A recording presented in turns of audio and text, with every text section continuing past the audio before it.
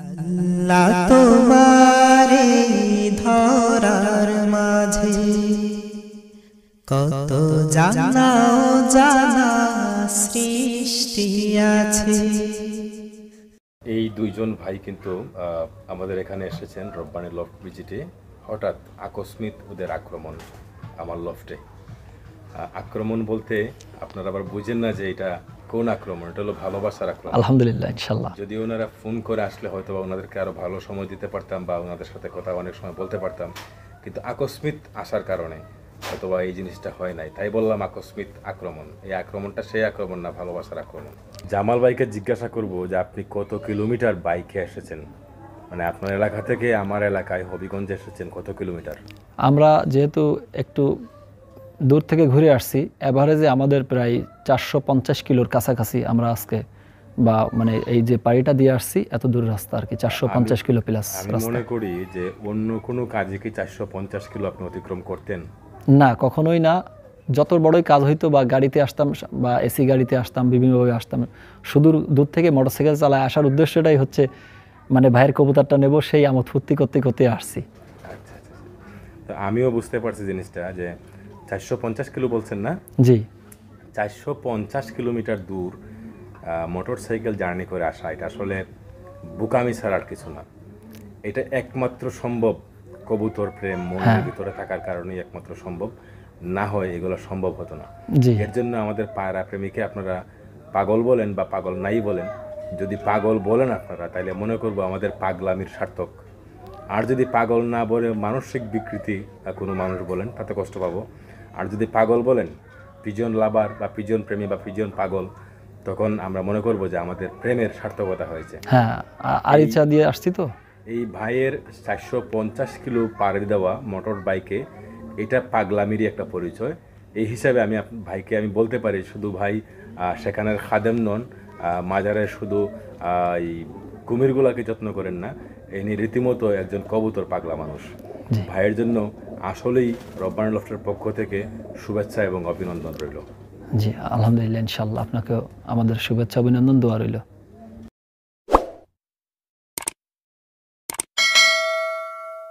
আসসালামু আলাইকুম ভিউয়ার্স, আজকে একজন পায়রা প্রেমীর সাথে আপনাদেরকে পরিচয় করে দেব। তিনি হচ্ছেন ভাইয়ের নাম তো জামাল, না? জামাল খান জাহান আলী সাহেবের মাজার। তো সেখানের খাদেম, যেখানে আপনারা সবাই জানেন যে বাংলাদেশের প্রসিদ্ধ কুমির দেখার জন্য অনেকেই যান। সেই খান জাহান আলী মাজারের অধ্যুষিত এলাকার এবং মাজার সংলগ্ন ওনার বাড়ি, ফকির জামাল ওনার নাম। তো উনি হঠাৎ ক্রমেই আমার এখানে হঠাৎ আগমন, কোনো ধরনের মানে ফোন নেই, কিছু নেই। শেষ পর্যন্ত উনি বললেন যে ভাই আপনাকে আমি ফোন দিয়েছি 3টা নাগাদ, কিন্তু আপনি ফোন রিসিভ করেননি। তো যাই হোক, উনি আসার পর আমার শত ব্যস্ততার মাঝেও ওনাকে সময় দেওয়ার চেষ্টা করেছি এবং সময় দিয়েছি। রাত্রিবেলা ওনারা আবার চলে যাবেন ব্রাহ্মণবাড়িয়াতে, সম্ভবত ওনাদের কোনো আত্মীয়র বাড়ি আছে। তো আমার চেষ্টা ছিল হবিগঞ্জে ওনাকে রাখার জন্য বা থাকার জন্য। উনি বললেন যে না, ব্রাহ্মণবাড়িতে চলে যাব।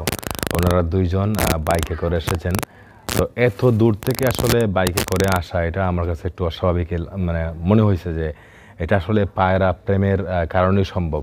জি, ইনশাআল্লাহ। তারপর সবচেয়ে বড় কথা হচ্ছে ওনার ইচ্ছা যে আমার যদি ভাগ্যে থাকে, ভাইয়ের কাছে যদি পাই, তাহলে 2 পিস কবুতর বা 1 জোড়া কবুতরের বাচ্চা নেওয়ার ওনার ইচ্ছে ছিল। ভাগ্যক্রমে আমার কাছে যে কিছু বাচ্চা ছিল তার মধ্যে 2 পিস বাচ্চা ছিল, যেটা এখনও কারো হাতে দেওয়া হয় নাই বা আমার লফটে লাগানো হয় নাই। আর বাকি কয়েক পিস বাচ্চা ছিল যেটা ওনার এক ভাই উনি বুকিং দিয়ে রাখছেন, ওনাকে দেওয়া হবে। তো যাই হোক, যে 2 পিস বাচ্চা ছিল আপনার নিকোপ্রঙ্ক বাবার সাইট গ্রেট কার্ভ আর নিকোপ্রঙ্ক, আর মায়ের সাইট হলো 003 আর স্টিকার ডঙ্কার্স।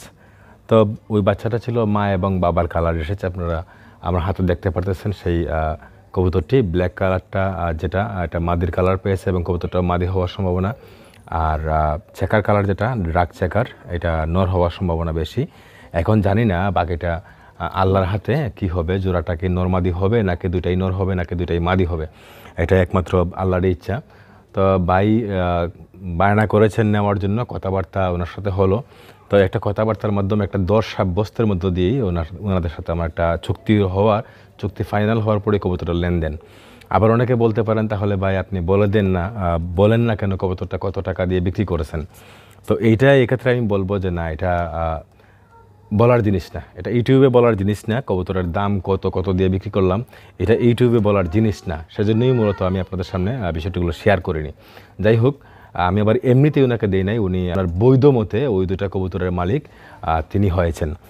এবার আমার এখানে আসলে এত রাত্রে ভিডিও করতেছি ওনারা চলে যাবেন বলে, তবে আশ্চর্য হয়েছে এত দূর থেকে উনি এসেছেন। এর আগেও কিন্তু শরণখোলা থেকে সুন্দরবনের অধ্যুষিত এলাকার একজন লোক বা একজন ভাই আমার এখানে এসেছিলেন। তো আমরা বাকিটা সময় চেষ্টা করব ভাইয়ের বিষয়টা ফকির জামাল ভাইয়ের কাছ থেকে বিস্তারিত বিষয়টা জানার জন্য। ওনার কাছে কিছু প্রশ্ন আমরা করব যে কী কারণে হঠাৎ করে এত দূর থেকে ভাইয়ের আসা, আবার এসে চলে যাওয়া, যেটা মেনে নেওয়া যায় না। ওনার সাথে আমরা এই ভিডিওতে পরবর্তী অংশে আমরা আলাপ করতে যাচ্ছি। তো ভাই, আমি যদি ভুল না করি আপনার নাম বলেছি ফকির জামাল। তো আপনি আপনার নাম বলে হঠাৎ করে যে এখানে আসা বা রব্বানী লফট ভিজিটে আসা, ওই সম্পর্কে আপনি দুটো কথা বলেন। বিসমিল্লাহির রহমানির রহিম। আমি বিগত 3 বছর ধরে ভাইয়ের ইউটিউবে ভিডিওগুলো দেখি এবং ওনার নানা বিধি পর্যালোচনা করে দেখতেছি বা ওনার পরে খেয়াল রাখতেছি ভাই কীভাবে কবুতর পালন করে বা কোন ধরনের কবুতর পালে। তা ওনার ওই কবুতর পালাগুলো দেখে বা কবুতরগুলো দেখে আমার খুব ভালো লাগলো। তা 3 বছর ধরে দেখতে দেখতে হঠাৎ করে সময় পাই না, আজকে হঠাৎ সময় পেলাম। আমার এক ভাইকে নিয়ে বাগেরহাট থেকে সোজা মোটরসাইকেল নিয়ে টান দিয়ে আমরা এখানে চলে আসছি ভাইয়ের কাছ থেকে কবুতর নেওয়ার জন্য। যদিও তারে আমরা ফোন দিছিলাম 3টার দিকে, ভাই বোধহয় ব্যস্ত ছিল যেন ফোন ধরতে পারেনি, আর আমার কাছে চিনতেও পারেনি সে, যেহেতু আগে কথা হয়নি। তারপরও আমি আল্লাহর উপরে ভরসা রেখে তাক্কুল রাখা আসছি। যদি আমি পাই কবুতর আইসা তাহলে বুঝবো যে আমার ভাগ্য ভালো, আর না পাইলে আমার ভাগ্যে নেই। তাও আমি আলহামদুলিল্লাহ, বিশেষ করে ভাইয়ের সঙ্গে তো আমার দেখা হয়েছে, এটাই বেশি আমার প্রাপ্য ছিল। যাক, আলহামদুলিল্লাহ, আল্লাহর কাছে অশেষ শুকরিয়া যে আমি এসে কবুতর পালাম ভাইয়ের কাছে। অনেক অনুরোধের পরে ভাই আমাকে কবুতর দুটো দিছে, আমি খুব খুশি। এখন ভাইয়ের কাছে প্রশ্নটা হচ্ছে, মূলত কি লফট দেখার জন্য এসেছিলেন নাকি কবুতর নেওয়ার জন্য এসেছিলেন? আমার সব থেকে মুখ্য বিষয় ছিল ভাইয়ের সঙ্গে এক জায়গায় বৈশা কথা বলবো, তার লফটটা দেখবো, তারপরে যদি আমার নসিবে থাকে তাহলে আমি নেব, না থাকলে নেব না, এইটা ছিল ইচ্ছা। কিন্তু আল্লাহ আমার দুটোর দিকেই আলহামদুলিল্লাহ, ইন্নামা আল-আমালু বিন-নিয়াত, আল্লাহ আমার নিয়ত ভালো ছিল, আল্লাহ আমাকে দুটো কবুতর মিলা দিছে আলহামদুলিল্লাহ। আপনি কবুতর পোষেন? জি। কি কবুতর আছে? আমার রেসার আছে, এলাকা থেকে কেনা, মানুষে এনে দিছিল। আচ্ছা, যাক মোটামুটি, কিন্তু তাদের কোনো পেডিগ্রি বা ব্লাড লাইন নাই। আর এই কবুতরের সঙ্গে তো তুলনা করা যাবেই না ভাইয়ের কবুতরের সঙ্গে। আমার ইচ্ছা ছিল যে অরিজিনাল রেসার কোথায় পাওয়া যায়, এইটা খুঁজতে খুঁজতে ভাইয়ের কাছে আমি চলে আসছি। আল্লাহ পাক আমার এখানে নিয়ে আসছে। পিজন ছাড়া অন্য কোনো কবুতর কি আছে ভাই? হ্যাঁ, আমার কাছে গিরিবাজ আছে, তারপরে দেশি পায়রা গোলা কবুতর আছে। আগে প্রায় ফ্যান্সি আইটেমের প্রায় 10-15 জাতের কবুতর ছিল, সেগুলো আস্তে আস্তে বিক্রি করে ফেলেছি। আরও কিছু আছে, শুধু ইচ্ছা আছে এই রেসিং হোমা পালার। আচ্ছা, যে জিনিসটা আমি বলতে চাইছিলাম ভাই কিন্তু বলে ফেলাইছেন, তারপরেও আমি একটু যোগ দিই। সেটা হচ্ছে রেসিং পিজনে যদি কোনো কিছু করতে চান বা রেসিং পিজনে যদি আগাইতে চান বা বাংলাদেশের এক প্রান্ত থেকেও যদি রেসিং পিজনের প্রেম ছড়িয়ে দিতে চান বা এটা চর্চা থেকে ভালো কিছু করতে চান, তাহলে আপনাকে অবশ্যই এক কেন্দ্রিকভাবে আসতে হবে। আর এটা কিন্তু এখন বাংলাদেশের অনেকেই বুঝে গেছে। আপনি বিষয়টা বোঝাতে আপনাকে নতুন করে আমি আবার রব্বানী লফটের পক্ষ থেকে আপনাকে ধন্যবাদ জানাই। আপনারা ওই জিনিসটা বুঝতে পারছেন বলেই আমার ভিডিও করাকে আমি সার্থকতা মনে করি। এবার আপনাকে প্রশ্ন করব যে আমার লফটে যে আপনি এসেছেন বা আজকে ভিজিট করেছেন, আমার প্রতিনিয়ত প্রত্যেকটি ভিডিও আপনি দেখেন, যা বলেছেন। জি জি, ইনশাআল্লাহ। বাস্তবের সাথে ভিডিওর কতটুকু মিল রয়েছে এবং ভিডিওর সাথে বাস্তবে কতটুকু মিল রয়েছে সেটা বলবেন আপনি। হ্যাঁ, বাস্তবের সাথে মিল। আসলে ভাইকে ভিডিও দেখতাম একরকম, অনেক ভালো লাগতো। এখানে এসে দেখে আরও বেশি ভালো লাগতেছে। ভাইয়ের ব্যবহার, আচরণ, ভাইয়ের কবুতরের যে স্ট্রাকচার, কবুতরের যে পালার ব্যবস্থা, কবুতরের যত্ন, সব কিছু বিষয়ে আরও বেশি ভালো লাগতেছে। যদিও আমার কাছে সময় নাই, আমি আজকে ব্যাক করব, পাশে একটা আত্মীয়দের বাড়ি যাবো এখান থেকে, ব্রাহ্মণবাড়িয়া। তা নাহলে আমি ভাইয়ের এখানে 2 দিন বেড়াইতাম, ভাইয়ের কবুতরের সেবা করতাম, দেখতাম। তাইতে আমার কাছে খুব ভালো লাগছে। ঠিক আছে, অনেক ভালো ভিডিও যা আপনারা দেখতেছেন তার থেকেও বেশি ভালো লাগবে ইনশাল্লাহ এখানে যদি আপনারা কেউ আসেন। এবার আপনাকে প্রশ্ন করব যে রব্বানী মিডিয়া চ্যানেল কি কবুতর পালন সম্পর্কে বা কবুতরের প্রতি মানুষের একটি আকর্ষণ জাগাতে, বিশেষ করে রেসিং পিজিয়ন প্রেমের সৃষ্টি করতে কোনো অবদান কি আমরা রাখতে পেরেছি? হ্যাঁ, অবশ্যই অবশ্যই। কতটুকু রাখতে পেরেছি একটু যদি সবিস্তারে বলেন তাহলে খুশি হব। এখনও ওর অবদান বলতে বাংলাদেশে রেসিং পিজিয়ন আমি আসলে জানতাম না এক সময়, কিন্তু বাংলাদেশে নীরবে বিপ্লব ঘটছে শুনছি, কিন্তু আসলে না, বর্তমান যে অবস্থা সারা দেশে রেসিং পিজিয়নের একটা বিপ্লব ঘটে গেছে। আমরা আশা করি আমাদের দেশ একদিন এই রেসিং পিজিয়ন পালা নিয়ে বিশ্বের অন্যান্য রাষ্ট্রে মাথা জাগিয়ে কথা বলতে পারবে যে আমরাও রেসিং পিজিয়ন দিয়ে সেই নিউকুইম, তারপরে আরমান্ডো, এদের মতন দামি দামি কবুতর আমাদের দেশেও ফায়দা হবে আমি আশা করি ইনশাল্লাহ, এবং বড় ফেন্সিয়ার হবে।